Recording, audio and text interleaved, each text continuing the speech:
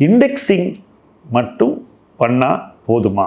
எல்லாரும் நமக்கு இண்டெக்ஸிங் பற்றி நிறைய சொல்கிறாங்க. இண்டெக்ஸிங் பற்றி இங்கிலீஷில் வந்த வீடியோஸ் எக்கச்சக்கம், தமிழ்லேயும் நிறைய பேர் இதை பார்த்து இண்டெக்ஸிங் பற்றி நிறைய வீடியோஸ் போட ஆரம்பிச்சிட்டாங்க. பங்குச்சந்தை பக்கம் போகாத நபர்கள் அதிகம் உள்ள ஒரு ஜியாகிரபி தமிழ்நாடு. இப்படிப்பட்ட ஒரு ஜியாகிரபியில் நிறைய பேர் பங்குச்சந்தை பக்கம் வரணும் அப்படின்னு நினைக்கும் போது கிடைக்கக்கூடிய கண்டென்ட்டை ஃபஸ்ட்டு பார்த்து அதை அப்படியே உள் வாங்கிக்கிட்டு அது மட்டும் தெரிஞ்சால் போதும் அப்படின்னு நினைக்கக்கூடிய ஒரு உளவியல் இங்கே அதிகமாக இருக்குது. இண்டெக்ஸிங் தப்பா அப்படின்னு என்ன கேட்டிங்கன்னா நிச்சயமாக இல்லை.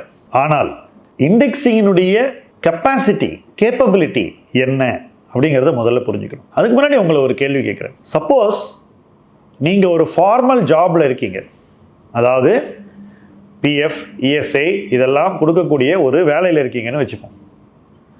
இது வரைக்கும் நீங்கள் ஈக்விட்டி மார்க்கெட் பக்கமே தனி நபராக இன்வெஸ்டே பண்ணலன்னு வச்சுக்கோம். அதாவது உங்கள் சேமிப்பு, ஃபிக்ஸட் டெபாசிட், கோல்டு, பிபிஎஃப் இப்படி தான் இருக்குன்னு வச்சுக்கோம். இப்படிப்பட்ட ஒரு ப்ரொஃபைல் உடைய ஒரு நபர் ஏற்கனவே இண்டெக்ஸிங் பண்ணிக்கிட்டு இருக்கார். ஏன்னா நீங்கள் இபிஎஃப்ஓவில் கட்டுற பணத்தில் ஒரு பகுதி இண்டெக்ஸில் இன்வெஸ்ட் ஆகுது.